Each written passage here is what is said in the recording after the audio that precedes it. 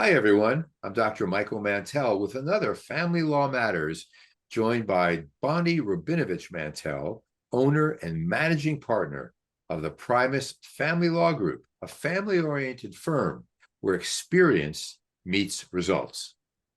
Hi, Bonnie. Hi, Michael. Now, once again, this is our every third or fifth episode that we have to remind people because they continue to ask. We are not Oh, related. We don't spell our names the same. They sound alike, but he's got an extra L because he's missing things in his life. And I don't need that extra L. So we are not related. but you have two N's in Bonnie, and I have two M's, Michael Mantell. So Oh, we'll let our please. audience decide. But But in we are any not case, related. we're obviously having fun because it's Halloween time and we're Yeah, getting look at my into this. nails. I know, but I wouldn't show them. Okay, let's go on. But we're getting into the holidays, and this means money and spending money. And one of the things that we know that happens in couples, especially in couples who are divorcing, of course, wait, what? I have to pay his or her credit card bill for the gifts that he or she is buying for that person that they are seeing on the side. Wait a Oh, minute. no. No, no. No. Tell us So about how this works. okay, so when you're divorcing, everything that you acquire, both good and bad, during the marriage is presumed to be community property, meaning it's presumed to be a joint asset or a joint debt. So I have people tell me all the time, but I don't have access to that credit card or my name's not on that. It doesn't matter. It really doesn't. Now, there are a few exceptions that a judge will consider as not benefiting the community, like gambling your money.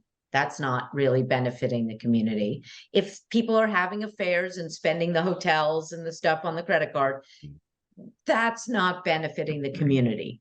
But if you married somebody who believes, spending on Louis Vuitton is a weekly thing, and that's the person you married and you knew this and this is what's going on, then yes, you are responsible for half of the community debt when you're getting divorced. But what if I didn't know it? I didn't know that that he or she is a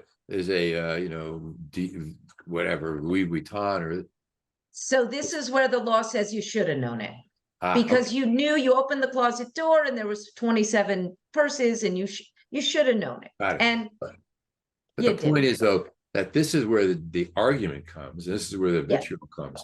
I shouldn't be responsible for having to pay for all that, right? right. Especially when somebody says, well, I'm frugal, I don't shop at Nordstrom's, I go and shop at Target. And unfortunately, the law is very clear. They're not going to deal with that minutia, which deals with the presumption that whatever you guys have accumulated during the marriage will be separated and equalized in some fashion as you get divorced. What would lead someone to want to spend thousands of dollars in legal argument about not wanting to pay $1,000 of a credit card? Why would someone do Well, that? hopefully, if you have a good attorney, they give you that cost benefit analysis of, hey, if it's $1,000, it's probably going to cost you 6, 7 times that much to argue about it. So maybe that's not the hill we die on today. Whereas, unfortunately, there are other attorneys that do want the fight because the money then goes to them. And hopefully, people see these things and understand it and choose an attorney that's going to be more reasonable and work on the things that are worth fighting for, the custody, the visitation, and these other things. Now, of course, if we're talking about hundreds of thousands of dollars, Michael, because that does happen, Right. it depends on the relative debt we're talking about. Yeah.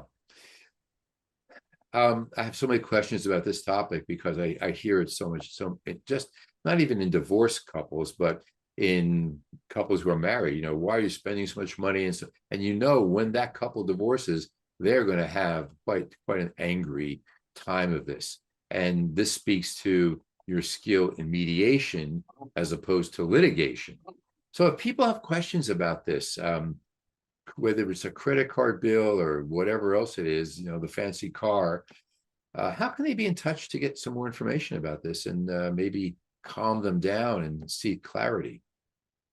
Michael, that's what Primus tries to do. We really do try to bring resolution, as neatly and as efficiently and as least gut wrenchingly as possible. So if you want to reach out to us, it's 619-574-8000. That's a direct line to our office, and you will be put on my calendar for a free 30-minute phone consultation, or you can reach us online at www.primusfamilylaw.com, and we'll get back to you in the same way.